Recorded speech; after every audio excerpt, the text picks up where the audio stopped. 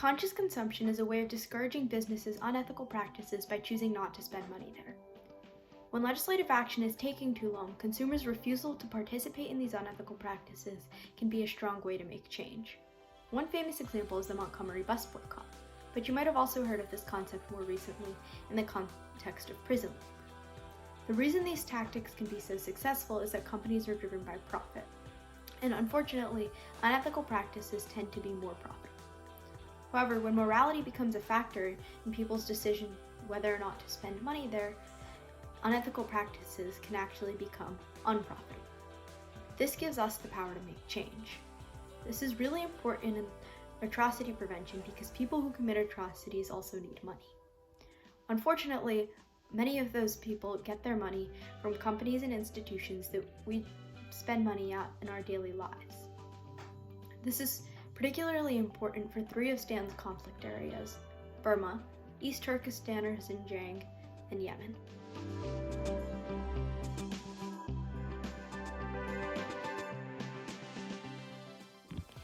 In Burma, the government and military are committing atrocities against many ethnic and religious minorities.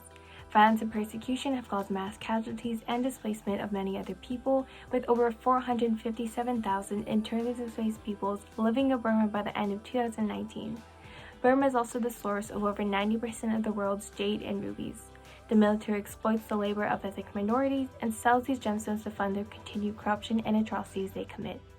Large jewelers like Harry Winston and Angara buy these gems and sell them to people around the world, including in the United States. It is vital that we stop funneling money into the Burmese military and ignoring the abuses people are suffering because of it.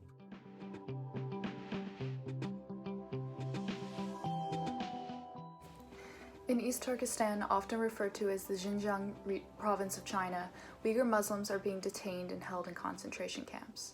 Women have been forcefully sterilized, and people throughout the region are dying as a result of state violence. Both inside and outside the camps, Uyghurs are forced to work, producing things like cotton and yarn, among other products. Many large international companies, including Disney, Apple, and GE, use these products. By profiting off of Uyghur forced labor, they're condoning these unethical practices and encouraging the Chinese government to continue them. There is currently a bill in Congress, the Uyghur Forced Labor Prevention Act, which would make it illegal for companies to use factories in East Turkestan unless they can prove that Uyghurs have not been forced to work there. Until this law is passed, however, it is our responsibility to show companies that they cannot get away with exploiting these workers and supporting genocide.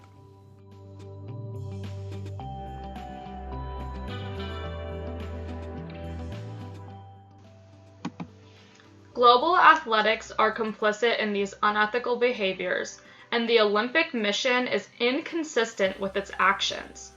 The Olympics have long been a symbol for international cooperation, showing just how similar people from around the world are, even when we're cheering for different teams.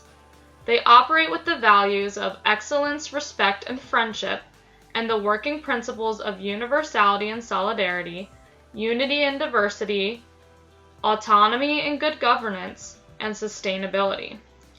These ideas are fundamentally incompatible with the atrocities China is committing against the Uyghur people. While we recognize that all countries have their own problems with the rights of their citizens and that the line may be difficult to draw in some cases, we believe that the use of mass concentration camps, forced sterilization, and forced labor to exploit a religious minority are clearly over the line. Thus, STAND calls on the United States to boycott the Olympic Games as a signal of our commitment to human rights and our refusal to ignore the suffering of marginalized populations. We also call on Team USA to replace some of its sponsors, including Polo Ralph Lauren, who utilize forced labor and other exploitive practices in their supply chains. In addition, we call on the International Olympic Committee to reevaluate their sponsorships and replace GE, Panasonic, and Samsung, as these companies use Uyghur forced labor.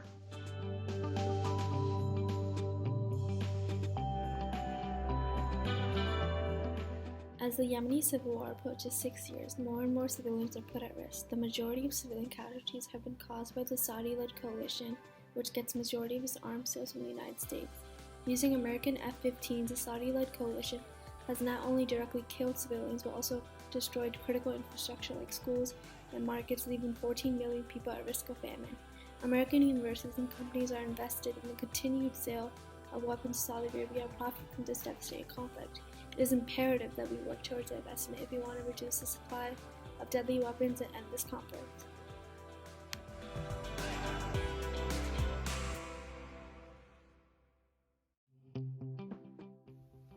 Start by making changes in your own life.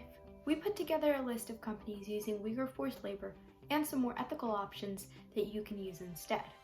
We know that these switches can be expensive, so don't worry if you can only make a couple, or if you can't stop buying from any of these companies.